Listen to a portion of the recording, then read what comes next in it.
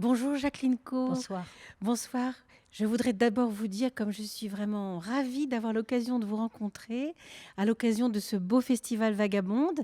Et je vous remercie vraiment au nom de toute l'équipe de la filature d'avoir accepté l'invitation de son directeur Benoît André. Vous avez fait bon voyage? Mais c'est moi qui suis ravie d'être ici et de découvrir la filature et puis de participer à ce magnifique festival. Oui, je suis ravie. Alors, nous allons parler évidemment du film, du documentaire pour lequel vous êtes venu.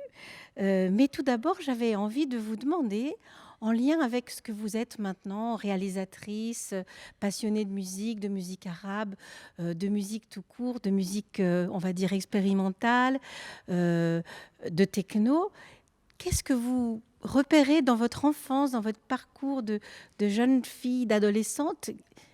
Quel marqueur vous voyez dans l'éducation que vous avez reçue euh, qui vous a amené à être la femme que vous êtes, engagée? Ah, c'est très important, ces questions de début, en effet, de démarrage. Parce que ben là, je vais saluer l'éducation nationale, parce que c'est grâce à l'éducation nationale qu'à 12 ans, j'ai fait cette découverte majeure de la musique, alors que j'étais dans un milieu familial qui n'était pas du tout intéressé par les questions d'art. Je vivais dans un milieu extrêmement populaire et tout à coup, j'ai eu la chance d'avoir une professeure de musique magnifique qui nous a fait découvrir La Nuit transfigurée de Schoenberg. Et moi, là, ça a été vraiment une sorte de révélation, un monde qui s'ouvrait, quelque chose qui quittait enfin le quotidien, les questions habituelles financières et autres qui accaparaient mes parents et qui ne m'intéressaient pas beaucoup, je dois dire. Et j'ai eu aussi en même temps, la même année, une prof de dessin extraordinaire aussi, qui m'a conseillé d'aller, qui sentait que j'avais un intérêt, d'aller à l'époque au musée d'art contemporain de Paris. C'est ce qui fait que c'est là que quelque chose a commencé à naître. Et toujours, je dis depuis, si on m'invite dans une école, je dis toujours oui. Parce que je ne sais pas, dans la classe qui va être en face de moi, peut-être il n'y en aura que un ou deux qui va être touché, qui fera peut-être pas beaucoup de bruit, qui sera peut-être discret comme j'ai pu l'être à l'époque, mais ça va ouvrir quelque chose. Et donc, c'est resté. Et c'est vrai que ce goût que j'ai pour, je crois, faire le travail de passeur, ça me vient de là. Voilà. C'est-à-dire, si j'aime quelque chose, je dois pouvoir donner les clés ou entrouvrir la porte, mettre le pied pour pas qu'elle se referme et dire à quelqu'un, à d'autres qui m'entourent, allez-y, poussez la porte, vous allez voir, c'est fantastique. Donc, et ça vient de là. Alors nous en parlerons un petit peu plus tard, puisque vous allez aussi faire des animations ici, enfin des rencontres avec des élèves de collège, de lycée. Oui. Mais je voulais savoir aussi, donc, dans ces débuts, pourquoi la musique orientale et pourquoi les femmes? Est-ce que votre maman était une militante? Ou vos Oh, parents d'ailleurs, parce que pas du tout. féministes tous les deux? Pas du tout? Oh non, pas du tout. J'étais en grand conflit avec ma famille. Ça a été une enfance très, très difficile.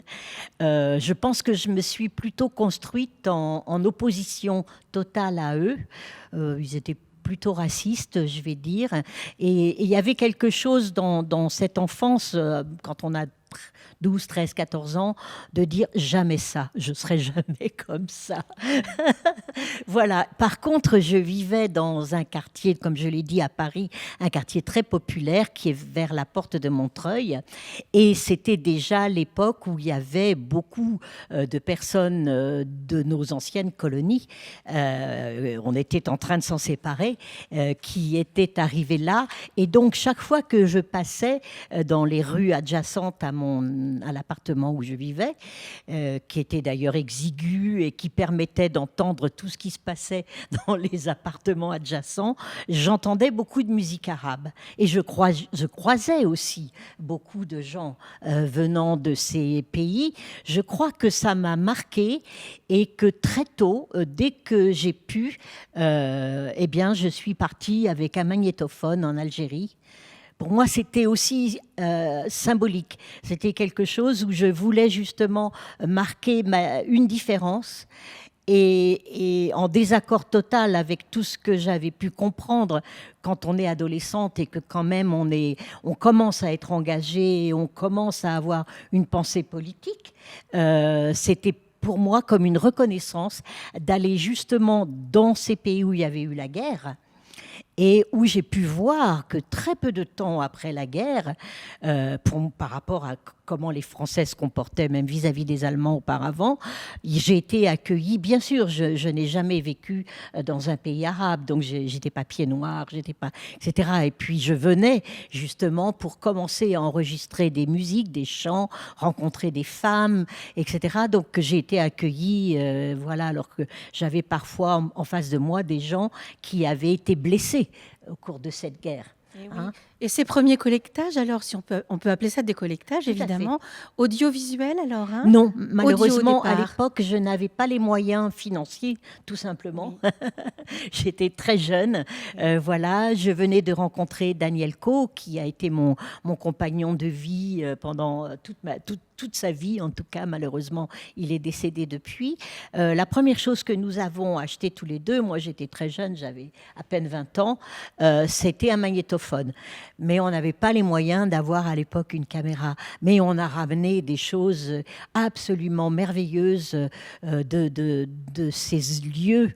Notamment, j'ai encore en mémoire, en Kabylie, un soir, c'était la fin du mois d'août, donc les hommes se préparaient à revenir travailler en France, donc à quitter leur famille, ce qui était quand même quelque chose qui, pour moi, m'arrachait le cœur rien qu'à les regarder. Ils étaient groupés, et ça c'est vrai, il est regrettable que je n'ai pas eu de caméra, dans un petit village de Kabylie. Ils étaient tous regroupés et ils ont chanté un chant d'adieu qui même encore maintenant m'avait fait me pleurer, quoi.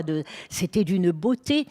Et ce qui était aussi tout à fait extraordinaire, c'est qu'à l'époque, il n'y avait pas encore chez eux beaucoup de magnétophones. Hein, les petites cassettes sont arrivées après, dans les années 85, par là, au moment du rail, l'apparition du rail. Mais nous, c'était avant, c'était la fin des années 70, et là, il n'y avait pas. Et donc, c'était la première fois qu'ils pouvaient se réécouter. Et donc ça, c'était génial parce que de ce fait-là, nous avons été invités dans toutes les fêtes. On savait, ah mais il y a 2 Français qui sont là, qui ont un magnétophone, donc on venait nous chercher dans des voitures incertaines, plus ou moins bancales, etc. Et on allait dans toutes les fêtes. Ça c'était magnifique. Et j'ai pu en effet rencontrer beaucoup de femmes à ce moment-là, rentrer même dans les demeures.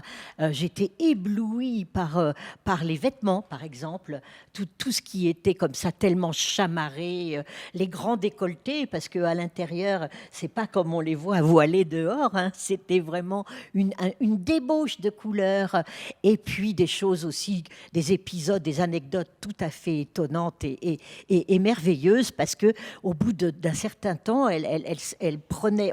On avait du mal à se comprendre, parce que moi, je ne parlais pas arabe, mais elle venait soulever mes jupes, regarder qu'est-ce que je portais, les slips que j'avais, les soutiens-gorge que j'avais. Et quand je suis repartie, j'avais toute une commande pour aller chez Tati. Et on m'avait dit à l'époque, Tati, tout arabe transite ici. Et j'ai fait des envois de sous-vêtements comme ça.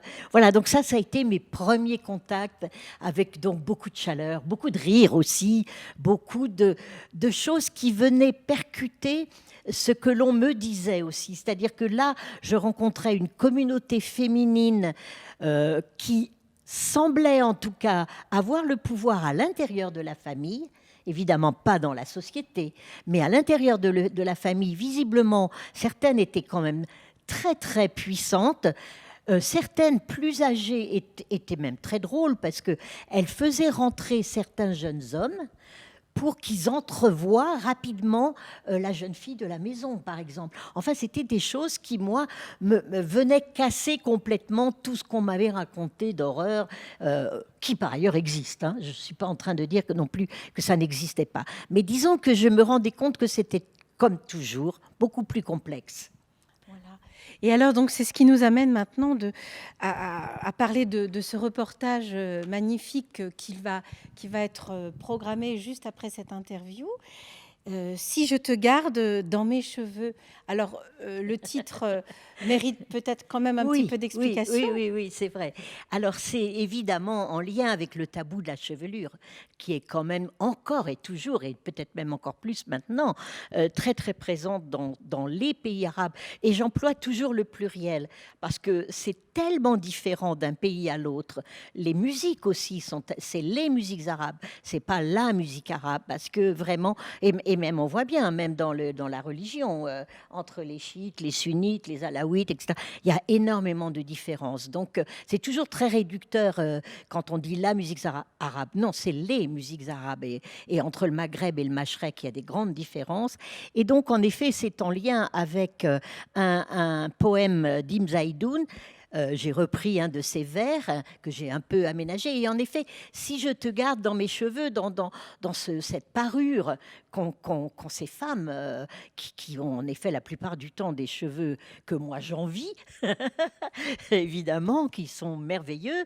Et si je t'attrape dans mes cheveux, si je te séduis par mes cheveux, point de suspension, que va-t-il se passer? Voilà, une fois que je vais t'avoir séduit, tu vas, voilà, et c'est aussi le démarrage de beaucoup de chansons d'amour, puisque quand même un grand nombre de chants de tous ces répertoires sont en lien avec l'amour. Donc c'est aussi montrer le paradoxe de toutes ces sociétés où d'un côté il y a beaucoup d'interdits et de l'autre côté il y a la danse du ventre. Voilà, donc on navigue souvent comme ça entre des drôles d'écueils, et là aussi qui montre toute la richesse et toute la complexité. Alors, dans ce film, donc, j'imagine que le tournage, enfin, le film, le documentaire est sorti en 2013. 13-14, oui. Voilà. Mais les films, les différents reportages qu'il contient sont parfois très antérieurs à la sortie Non, du non, non, en documentaire, non? règle générale, évidemment, ce sont toutes des musiciennes que je n'avais pas pour autant rencontrées, mais dont je connaissais déjà le travail, hein. Et comme je suis une réalisatrice indépendante, je ne peux pas me permettre, je n'ai pas les moyens, puisque c'est moi qui... Bon, quelquefois, j'ai quand même l'aide du CNC ou de la SACEM ou du FCM, etc. Mais quand même, je mets toujours une partie de mes moyens personnels. Et puis, je tourne comme ça, hein. Quand les films marchent, eh bien, je peux recommencer à en faire un autre. Mais je ne peux pas me permettre de partir pendant des années ou des mois. Non. Donc, je prépare énormément les choses en avance. Et ensuite, je fais tout dans la foulée. Parce qu'il y a une sorte d'énergie qui fait que, en général, je filme sur 3 semaines. Voilà, un film d'1 heure et demie, c'est 3 semaines, dans différents pays. Donc, si tout n'est pas préparé vraiment très, très précisément en amont, les rendez-vous pris, parce que je gère aussi l'aspect très pratique, les avions, les hôtels, le matériel, enfin voilà, tout ça, les rendez-vous, les traducteurs. Il faut que tout soit très chronométré, millimétré, je veux dire. Et donc, en effet, j'ai commencé d'abord par Adawaki, qui est cette merveilleuse chirate berbère du Moyen Atlas, dont je connaissais, qui m'avait ébloui parce qu'elle était venue à Paris quelques années auparavant, et j'avais trouvé sa poésie d'une beauté quasi surréaliste, et cette voix qui passe du registre de l'aigu au grave dans un éclair comme ça, je trouvais ça extraordinaire. Donc je voulais vraiment la rencontrer, et j'ai été tellement séduite par cette femme qui est au début de ce film que vous allez voir tout à l'heure. J'ai fait ensuite un film pour elle uniquement, que j'ai appelé Chant d'une rebelle. Parce que cette femme, elle est juste fabuleuse, elle est analphabète, mais elle dicte des poésies sur son dictaphone. Voilà, elle est d'une liberté incroyable. Elle se positionne par rapport aux hommes aussi avec quelque chose qui, même encore maintenant, c'est une femme qui a une 60aine d'années, donc ça n'est pas encore Mathusalem. À 14 ans, ses parents ont voulu la marier en disant, mais si on la marie pas, celle-là, elle va vouloir chanter, et chanter devant des hommes est quelque chose d'absolument insupportable. Donc, il faut qu'on la mette. Et à 14 ans, elle a été mariée. Elle a refusé ce mariage. Elle est allée voir le juge et elle a fait annuler ce mariage. Ce qui était, mais d'un courage inouï. Et que, évidemment, sa famille a très mal pris parce que c'était mais vraiment monstrueux, un acte absolument monstrueux. Et à 15 ans, elle a fui pour retrouver un musicien merveilleux aussi, qui était alors à Casablanca. Et elle a commencé sa carrière de cette manière. Donc, je voulais rendre hommage parce que, voilà, nous ici, nous nous battons toujours et encore pour avoir le respect auquel nous avons droit, pour avoir la reconnaissance, mais ça n'est rien à côté de la lutte de ces femmes-là. Oui, et Voilà. puis il y a un court extrait aussi, au début, je voulais qu'on en parle un petit peu, Kalthoum. Oui, Voilà, donc chanteuse égyptienne, une née en merveille. 1898, morte en 1975. Et donc elle a eu aussi un parcours très particulier, Oui, avec oui, son oui. enfance Et déguisée en petit garçon pour moi, pouvoir chanter. Kalthoum, ça a vraiment été. Je pense, alors ça étonne toujours mes amies musiciennes lorsqu'elles viennent à la maison où je dispose quand même d'une belle discothèque. Je pense que j'ai tous les disques Kalthoum. Hein, j'en ai peut-être 200, quelque chose comme ça. Donc, c'est quelqu'un d'extrêmement important. Pour moi, c'est une musicienne que je mets au même niveau que la Calas. Et j'aime bien le dire parce que quelquefois, ça choque.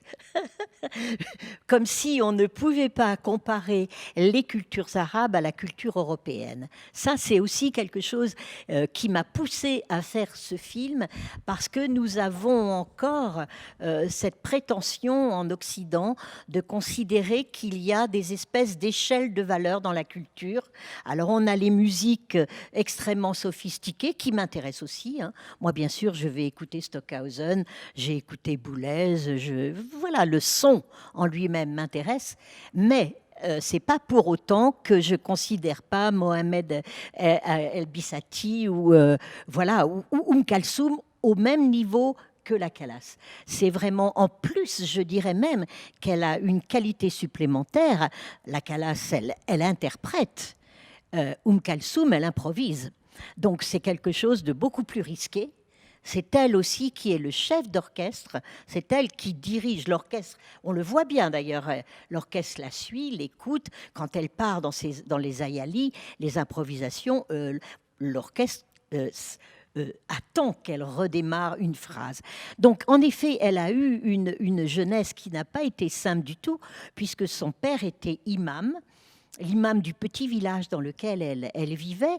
Et ça, par contre, ça a été capital pour elle, puisqu'elle accompagnait son père à toutes les cérémonies importantes, que ce soit les enterrements, les mariages, les circoncisions, etc. Dès l'âge de 5 ans, elle allait, puis elle aidait, elle faisait le ménage, elle gagnait quelques piastres parce que la famille n'était pas riche.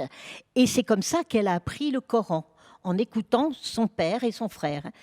Et très vite, on a remarqué qu'elle avait une voix fantastique. Donc, un musicien qui était proche du village a dit à son père, mais il faudra aller au Caire. Cette jeune fille est vraiment particulièrement douée. Et ça posait évidemment un gros problème au père Kalsoum. Comment ma fille, moi qui suis en plus imam, comment ma fille va-t-elle chanter devant des hommes? Mais ça, c'est un parjure, c'est vraiment... Il était sacrément féministe lui aussi, Ah, hein. pas tellement, non. Quand même, Mais d'avoir non, accepté. non, parce qu'il a été falsificateur. Oui, d'accord, Donc, mais il aurait pu il l'a pas. l'interdire Oui, oui, c'est vrai, complètement. il ne l'a pas interdit. Oui.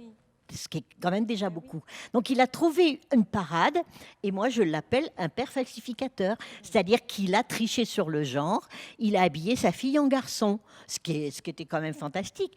Et il y a Rumi, qui est un très beau poète, qui a écrit à peu près 200 des chansons Kalsoum ensuite, qui raconte la première fois où il l'a vu au Caire, il a vu ce jeune homme sur scène, qui était là, absolument sérieux et tout, et puis il trouvait quand même qu'il se dégageait un trouble, quelque chose d'étrange dans cette personnalité et dans cette voix aussi. Donc il l'a suivi, il est allé après dans les loges, et là il a vu ce jeune garçon qui défaisait sa coiffe, et à ce moment-là la chevelure est tombée sur les épaules de cette jeune fille qui a retiré sa cape. et qui a dit, voilà, je savais que vous étiez dans la salle et ce soir, j'ai chanté pour vous. C'est beau. C'était les débuts Oui, Kalsoum. voilà. Donc elle, c'était la première rebelle finalement, Absolument. connue peut-être qu'il y en a Et eu d'autres. elle a été plus qu'on ne le croit souvent parce qu'elle a obtenu une telle reconnaissance qu'on oublie les luttes qu'elle a menées. Elle a par exemple, et ça c'était aussi quelque chose de très important, décidé qu'elle n'allait plus chanter dans l'arabe, dans la langue classique arabe, qu'elle allait chanter dans la langue populaire, de telle manière que tout le monde la comprenne. Et c'est ce qui fait que même encore maintenant, lorsque nous allons dans tous les pays arabes, parce qu'elle a conquis tout le monde, eh bien, dans les taxis, dans les petits cafés, partout, on entend Kalsoum, parce qu'on la comprend. Ensuite, elle a dit, moi, je ne chanterai pas devant des femmes voilées. C'était dans les années 50. Voilà. Elle a aussi chanté dans des cabarets avec des femmes qui étaient des danseuses absolument fantastiques. Donc elle avait, et elle a dit aussi, je ne me marierai pas avec quelqu'un qui m'empêchera de chanter. Donc, elle a eu un premier mariage malheureux avec un violoniste de son orchestre qui s'est révélé très infidèle. Donc, elle l'a quitté, mais ensuite, elle est restée très longtemps indépendante. Et là, à la fin, je pense qu'elle a fait un mariage plus ou moins de raison avec son médecin, auquel elle a dit, de toute façon, si le contrat, c'est moi qui le romprai si je le décide. C'est pas toi. Alors, il y a une autre femme aussi très inspirante, elles sont toutes inspirantes, qui est née en 1958, c'est Amina Asrarfi. Donc elle est chef d'orchestre, elle est aussi violoniste, elle est tunisienne et on la découvre dans le reportage, donc dans ce conservatoire consacré à la musique arabo-andalouse, voilà. au Malouf. Et c'est vrai que moi, j'ai cherché comme je cherchais. C'est-à-dire, ce film, je voulais le construire comme un voyage à travers les pays. Je voulais en effet qu'on ait différents pays représentés. Et aussi, depuis le plus populaire, donc avec Adawaki, jusqu'au plus savant, en passant par Kalsoum et le plus contemporain, puisque je termine avec Kamilia Djoubran, qui est cette merveilleuse musicienne palestinienne. Et donc Amina Asfarfi, elle m'a vraiment beaucoup intéressée parce qu'elle a formé dans les années 90, en 92, donc c'était bien avant le printemps arabe, un groupe uniquement de musiciennes, 20 musiciennes, ce qui est vraiment mais quelque chose de très compliqué à mettre au point, parce que la plupart du temps, les jeunes filles vont à faire un peu de musique, mais dès qu'elles se marient, il faut qu'elles arrêtent. Et si vous êtes une troupe qui s'appelle El Azifet, c'est-à-dire les musiciennes, eh bien, vous n'avez pas l'autorisation de votre mari ou de votre frère ou de votre père de partir en tournée. Que va-t-il se passer si ma fille part en tournée? Donc, elle a quand même, malgré toutes ces difficultés, réussi à former un groupe de 20 musiciennes. Elle répète régulièrement, en effet, et elle va aussi dans ce conservatoire, en effet, à Tunis, qui est la Rachidia, qui est un lieu magnifique où j'ai filmé quelques séquences où on voit des enfants qui passent avec des tout petits hoods, voilà, qui sont faits à leur taille et où ils vont commencer à apprendre cette magnifique musique qui vient, en effet, qui est arrivée, qui a toujours un côté un peu nostalgique parce qu'elle est en effet arrivée avec la retraite des Arabes lorsqu'ils ont quitté l'Espagne. Voilà, et cette musique arabo-andalouse, alors là, on la retrouve déclinée sur tous les pays nord-africains. Voilà, en Tunisie, au Maroc, en Algérie. C'est une musique qui est voilà, et qui est, je trouve, bouleversante encore parce qu'elle est très ancrée dans toute l'histoire du passé, dans tout ce passé vraiment qui teinte, hein, vraiment qui teinte, comme de même qu'on trouve les influences andalouses dans certaines musiques que nous avons eues ensuite, même dans certaines musiques d'église en France ou en Europe. Hein, ça, comme toujours, les cultures essaiment. Hein. Voilà, et c'est formidable. Ça qui est merveilleux, c'est tout ce brassage. Tout à fait. Alors donc ces femmes musiciennes que vous nous présentez, donc vous avez parlé de Kamilia Gibran, pardon, je me relis pas bien. Donc elle est auteure, compositeur, interprète. Oui, alors les deux dernières musiciennes voilà. de ce film, l'une c'est Wahed Bouassoud, voilà, qui est une merveilleuse compositrice et musicienne et chanteuse syrienne, qui est arrivée en France à peu près au tout début de la guerre en Syrie. Et qui travaille beaucoup avec des poésies aussi contemporaines, notamment dans certains de ses chants, il y a des poésies d'Adonis, qui est ce merveilleux poète syrien qui vit à Paris. Et Wahed Bouassoun, elle a ce côté encore très classique qui est très très beau à retrouver, mais elle n'a pas que ce registre-là. Par exemple, lorsqu'elle interprète des chants druzes, puisqu'elle est druze, elle est du sud de la Syrie, à ce moment-là, la voix devient gutturale. Il y a un registre beaucoup plus grave qui apparaît.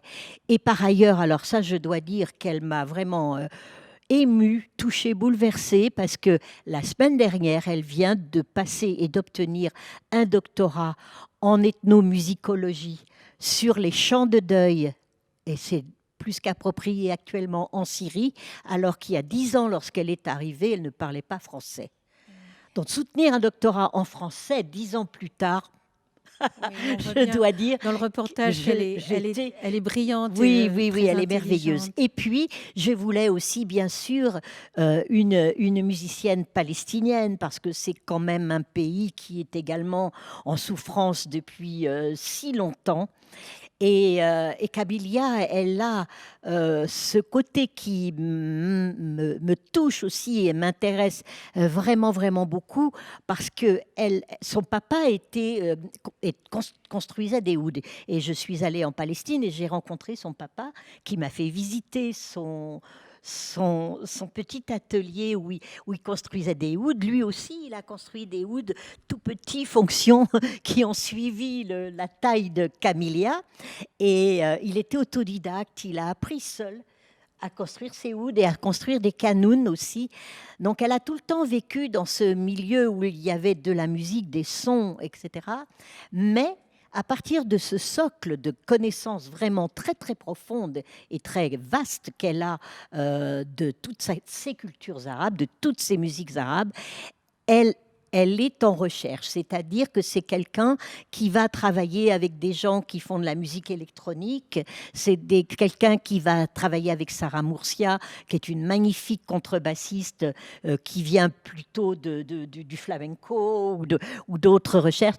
Donc, elle est vraiment toujours comme ça dans des improvisations aussi qui vont chercher ailleurs, chercher autre chose. Et ça, je trouve vraiment très intéressant parce que ça montre que tout ce monde n'est pas fermé.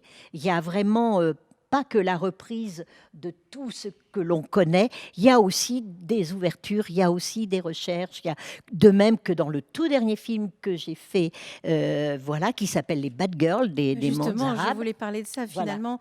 Voilà. Bad Girls, c'est la suite de... c'est la suite, et je ne vais pas trop en parler parce que ce n'est pas celui qui va être montré ce soir, mais j'ai quand même voulu qu'à la fin du film, on ait une jeune rappeuse égyptienne pour montrer là encore que quelque chose prend en compte la modernité, toujours la revendication de la femme, parce qu'à chaque fois, c'est présent, mais avec des façons de le dire et des façons de s'exprimer qui sont différentes. Donc, ça veut dire que depuis toujours, dans tous ces pays-là, des femmes se sont imposées par leur talent, par leur volonté, par leur connaissance aussi de la poésie, parce qu'il ne faut pas oublier que toute la musique arabe est appuyée sur la métrique poétique. Ça, c'est vraiment quelque chose qui est très propre, et sur les métaphores, parce qu'on n'est jamais direct, on utilise toujours la métaphore. Et que ça existe depuis le 8e siècle, puisque je suis remontée très très loin, et que ça continue, et que ça va continuer. C'est vraiment... et c'est extraordinaire de voir cette continuité au fil du temps, malgré les tabous qui pèsent sur elle, malgré les avancées, les moments de régression, parce que l'histoire n'avance jamais comme un fil tout droit, il est en accordéon, parfois il avance, parfois il recule, parfois, actuellement on est plutôt dans une régression, mais ça pas pour toujours non plus. Voilà, donc quand on voit au fil du temps, c'est fantastique et c'est réjouissant. Alors, justement, vous parlez de cette progression, enfin, en tout cas, oui, qui n'est pas linéaire. Quand vous allez dans les écoles, on en a parlé tout à l'heure, quand vous allez dans les collèges, dans les lycées, qu'est-ce que vous aimez, au-delà de la musique, transmettre à ces jeunes pré-ados, ados que vous Moi, rencontrez? ce que j'aime le plus, c'est les questions qu'elle ou qu'il me pose. Et notamment, j'ai été à Montpellier il y a quelque temps, et là, c'était des jeunes filles qui étaient âgées entre 17 et 18 ans. Et j'ai même interrompu le film un tout petit peu avant la fin, parce que je voyais qu'elles étaient en effervescence, et que les questions qui arrivaient, c'était « Mais comment ces femmes ont-elles fait pour être aussi libres ?» Mais dites-nous, qu'est-ce que nous, on peut faire, voilà, pour que on s'affranchisse aussi des difficultés que l'on peut rencontrer maintenant.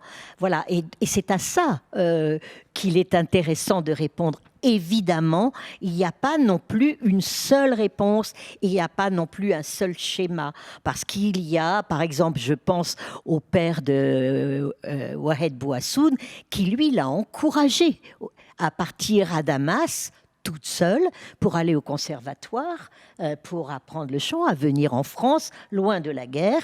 Camilla Djoubran, son père aussi, il était musicien, donc pareil, il lui a appris, ils écoutaient religieusement les chansons d'Oum Kalsoum tous les jeudis, puisqu'elle faisait un concert tous les premiers jeudis du mois, qui était retransmis sur tous les pays arabes. Voilà, donc on n'a pas non plus toujours des fermetures, et je leur dis que nous aussi, on peut avoir des pères qui ne sont pas toujours des pères qui ont envie de nous propulser vers la liberté. Non. Dans les histoires de beaucoup d'entre nous et peut-être encore plus des générations avant, mais il y a par ça, contre, oui. ce qui est important, c'est d'avoir une détermination. Je crois que ça vraiment... Et ça, je le dis même pour d'autres domaines. Par exemple, je rencontre aussi beaucoup de jeunes gens qui sont dans des écoles d'art, bien sûr, qui s'intéressent au fait que je fais des films en étant indépendante. Et c'est vrai que lorsque je vais dans ces écoles, je remarque que par rapport à comment j'ai démarré, il y a énormément de matériel maintenant qui sont à leur disposition. Donc la seule chose que je peux dire et que je le dis même là à tous ceux qui peut-être regardent, commencez, faites les choses. Entre vous, avec vos amis, avec vos camarades, vos petites copines, etc. Commencez, tournez, enregistrez, faites plein d'erreurs. C'est ce que j'ai fait. C'est comme ça qu'on apprend. C'est de ces erreurs qu'on apprend le mieux. Et pas seulement quand un professeur vous dit... Faites des essais, faites des tentatives, faites des trucs comme ça. Vous avez tous les moyens. Et aussi, ensuite, lorsque vous avez un projet, commencez-le. Ne dites pas simplement j'ai l'idée, j'ai envie de, je vais. Non. On va faire. Moi, c'est ce que je fais. Je pars faire mes images. Quand j'ai fait mes images, je reviens et j'écris à ce moment-là mon sujet. Enfin, il est déjà un peu écrit avant, mais quand même, je le peaufine. Et c'est parce que les images sont là que je peux le montrer, que le propos est là, que je peux le montrer, que je trouve de l'argent pour le faire. Et vous travaillez avec une grosse équipe? Vous avez non. un traducteur? Ah non, bien sûr que non. J'ai pas les moyens. Mais le numérique nous donne cette capacité, comme je le disais tout à l'heure, de faire et de refaire.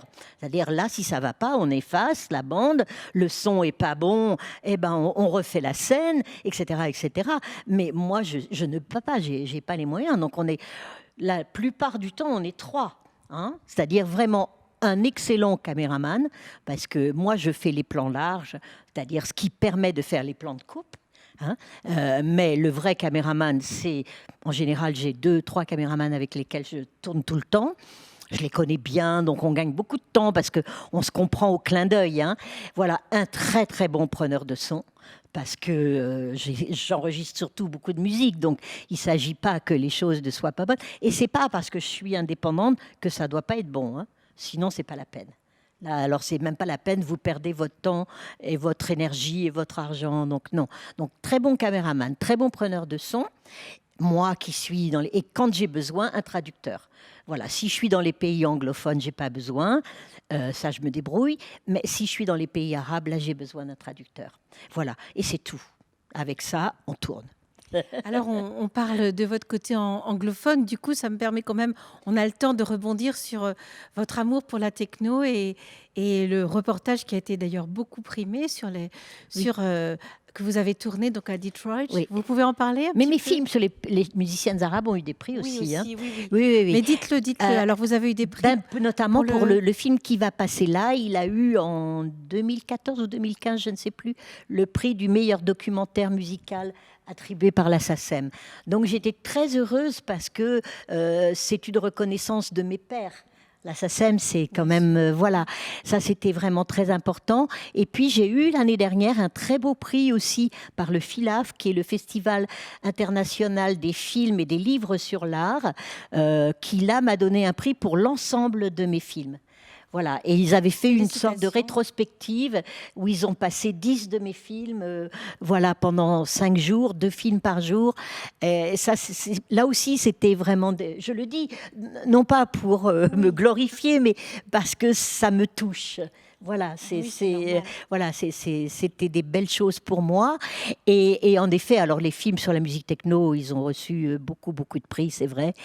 Et il y a un lien commun, parce qu'en effet, tout le monde, beaucoup de mes amis me disent, mais comment tu peux t'intéresser à la fois aux musiques contemporaines, aux musiques répétitives, aux musiques minimalistes, aux musiques arabes, au free jazz et à la techno? Ben, j'ai dit, c'est assez simple. D'abord, une première chose, tous mes films sont des hommages. C'est vraiment, mais je m'en suis pas rendu compte tout de suite, hein.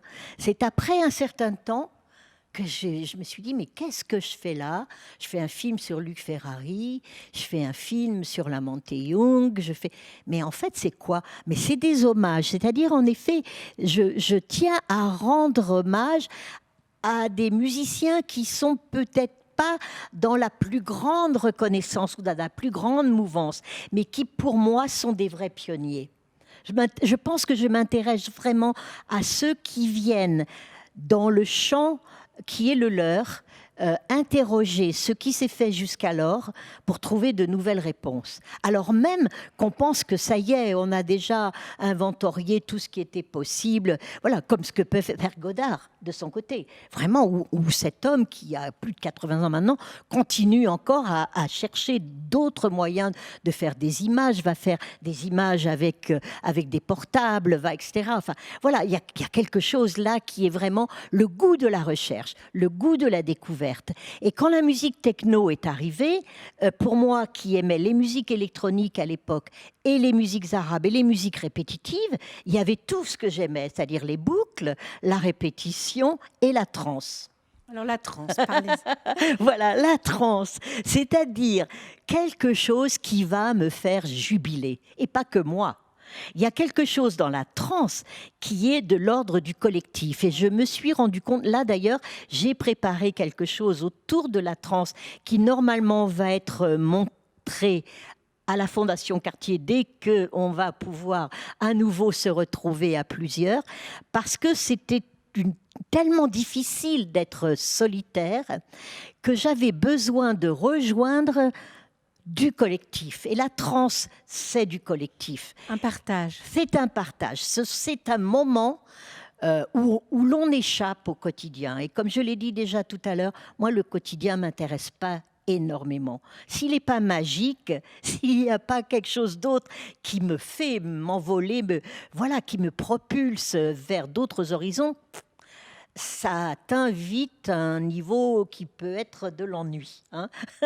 Et ça, j'aime pas trop. Donc, voilà. Et j'ai trouvé cette transe aussi, bien sûr, dans la musique techno, c'est-à-dire quelque chose qui, à la fois, fait appel à mon intelligence musicale, parce que la façon dont la musique techno elle est construite, notamment mais même dans les rêves ou même dans les clubs, y a une intelligence, surtout tous ces premiers pionniers de Detroit, hein, que ça soit Juan Atkins, Derrick May, Jeff Mills, Kevin Sanderson, c'est vraiment des Plastic Man. Voilà, c'est des vrais créateurs. Ils s'adressent à mon esprit et ils s'adressent à mon corps. Parce que moi, j'aime bien exulter, j'aime bien danser, j'aime bien, voilà, la fête. Et donc, là, dans toutes ces musiques-là, et dans les musiques arabes aussi, Kalsoum, elle m'amène à la transe. Warda El Jazair, elle m'amène vers la transe. Voilà, Shira Rimiti, elle m'embarque. C'est ça, et c'est ça qui est plus que l'intelligence froide d'un musicien comme Boulez. Voilà. Hein, qui pourtant a eu du mal, hein, à ouvrir les portes des institutions françaises à ces cultures. Et ça, je dois dire aussi que ça a été également une des raisons qui m'a poussée à ma petite mesure à faire ces films-là, parce que je trouvais que ces cultures-là, notamment même la musique techno, c'est pas considéré comme sérieux. Du moment qu'on danse, c'est pas bien. Voilà, c'est impur, hein, vraiment. Ça, c'est impur. Et les musiques arabes, alors ça, là, vraiment, alors, les musiques indiennes, oui. Musique africaine, encore un peu. Bah, alors, les musiques arabes, ça, vraiment. Je pense que là, on n'a pas réglé. Il y a quelque chose qui n'a pas été réglé de nos colonisations. C'est-à-dire, on a encore, c'est toujours un peu dur de dire ça, mais j'ai pas peur de le dire, un racisme culturel qui fonctionne encore chez nous. Hein, sans parler de l'autre racisme. Et c'est vrai qu'il y avait là quelque chose, moi qui aime ces musiques, qui ai beaucoup voyagé dans ces pays, qui ai beaucoup voyagé aussi aux États-Unis, qui me suis passionnée pour le free jazz également lorsqu'il est apparu, quelqu'un comme Sun Ra, quelqu'un comme Albert Heller, un musicien comme Cecil Taylor, mais c'est des merveilles, quoi. Voilà. Et là, on ne peut pas dire que c'est inférieur à Stravinsky ou à Debussy. C'est autre chose. C'est une autre forme d'intelligence, mais je le mets au même niveau. Voilà, je suis contre les échelles de valeur.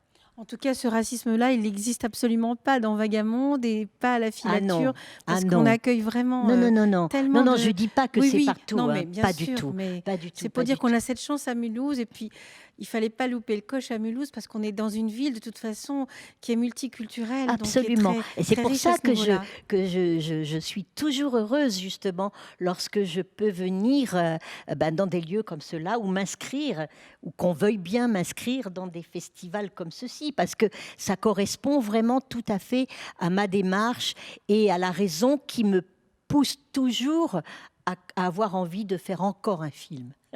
Alors justement, pour terminer un petit peu notre propos, vous avez parlé donc de ce film qu'on pourra voir à la Fondation Cartier, et peut-être, j'espère qu'il sera invité aussi dans de nombreux festivals. Et puis, j'imagine que vous avez encore plein de projets. Oui. Alors, vous pouvez en parler un tout non, petit là, peu. pour la transe, pour l'instant, ça n'est pas encore un film. D'abord parce que là, je n'en avais pas les moyens. Puis, je pouvais tout simplement pas aller filmer puisque tout le monde était vraiment fermé. Donc non, là, j'ai travaillé avec soit des fragments de films que moi, j'avais fait, soit d'autres fragments de films que j'avais à la maison. J'ai plutôt fait ce que j'appelle un bout à bout. Voilà, mais il y aura quand même des images. Et puis, je vais raconter cette histoire aussi qui est depuis la mania grecque, les cirques turcs, la tarentelle italienne, le duende espagnol, le tarab nord-africain. Voilà, j'ai pris là juste le bassin méditerranéen. Et avec ça, j'ai déjà 1h30. Mais ensuite, je peux aussi tout à fait parler de la trance dans la techno. Ça ne me dérangera pas non plus. Voilà. Et peut-être, mais c'est vrai que c'est pas facile. Les femmes dans les musiques électroniques, ça, je pense que c'est un sujet qui me déplairait pas. Voilà. Voilà. Bah, écoutez, on vous remercie. Peut-être C'est qu'il moi. il y a des questions, pas du tout, parce qu'on a un petit public. Pas de questions qui émanent du public. On va vous remercier infiniment, Mais Jacqueline c'est Co, moi, c'est et moi. puis souhaiter à nos téléspectateurs ou spectateurs, on va dire, de visionner avec délice ce documentaire qui dure 1 heure. 1h20. 1h20. Voilà, puis on essaiera peut-être de mettre sur la page Facebook, je pense, un peu des références par rapport à tous les musiciens Ça, que vous citez. je peux Ça très sera intéressant facilement parce donner que une c'était très liste, en riche. effet, où là, je peux parler de certains disques où je suis absolument certaine qu'on ne peut pas être déçu. Voilà. Et moi, je tiens par contre à remercier toutes ces femmes merveilleuses que j'ai pu rencontrer. Et c'est ça qui est extraordinaire lorsque l'on a la chance enfin de pouvoir réaliser un film, c'est toutes les rencontres qu'on peut faire. Parce que comme toujours, il se crée quelque chose lorsque l'on travaille ensemble. Même si on se voit, même si je les rencontre à des concerts, etc., le moment où nous avons travaillé ensemble pour élaborer une séquence, c'est quelque chose de particulier qui développe une amitié. Voilà. Et ça, c'est quelque chose qui est très précieux pour moi aussi. Voilà, et puis demain, ben, vous aurez plein de rencontres de nouveaux riches avec aussi un message à donner aux garçons, aux filles, un engagement féministe Oui, aussi j'aime bien. des C'est deux très côtés. important aussi pour moi de rencontrer des gens jeunes parce que moi, de mon côté, j'ai des questions aussi à leur poser. C'est-à-dire, comment voient-ils l'univers dans lequel ils sont en train de rentrer, qui évidemment n'a rien à voir, mais rien à voir avec celui que j'ai vécu. Voilà. Et je suis étonnée, par exemple, de voir certains jeunes de Polytechnique et certains jeunes de certaines écoles de commerce m'ont invité pour que je vienne parler des labels indépendants des musiciens techno. Et j'étais très surprise. Mais pourquoi? Et pour eux, ils disent, mais voilà, nous n'allons pas vivre comme nos parents ont vécu. C'est comme des start-up, ces labels indépendants qui ont commencé il y a 30 ans, qui ont traversé la crise du disque et qui sont toujours là, qui est d'ailleurs un film que j'ai fait qui s'appelle Label of Their Mind. Et comment ça peut fonctionner, et vous, en tant qu'indépendante, comment vous pouvez fonctionner. C'est-à-dire comment on peut garder nos valeurs morales, éthiques, vivre quand même, arriver à survivre, en tout cas, avoir une économie qui ne nous met pas dans la rue, mais tout en gardant une éthique. Et ça, je l'ai rencontré là chez ces jeunes qui sont dans des écoles qu'on peut dire quand même privilégiées quelque part, comme une grande préoccupation. Et ça m'intéresse aussi beaucoup. Et pas seulement dans ces milieux-là, d'ailleurs, parce que j'aime aussi aller dans les écoles maternelles. C'est pas... Et là, faire des toutes petites séquences d'initiation aux musiques arabes. 1/4 d'heure. Ah, ça me plairait aussi. Quel beau sujet. Voilà. Jacqueline Co, on pourrait parler vraiment encore très longtemps ensemble et il y a tant de sujets intéressants que vous abordez. Merci infiniment. Au revoir. Merci et j'espère à bientôt. À bientôt. En vrai. En vrai, oui. Merci.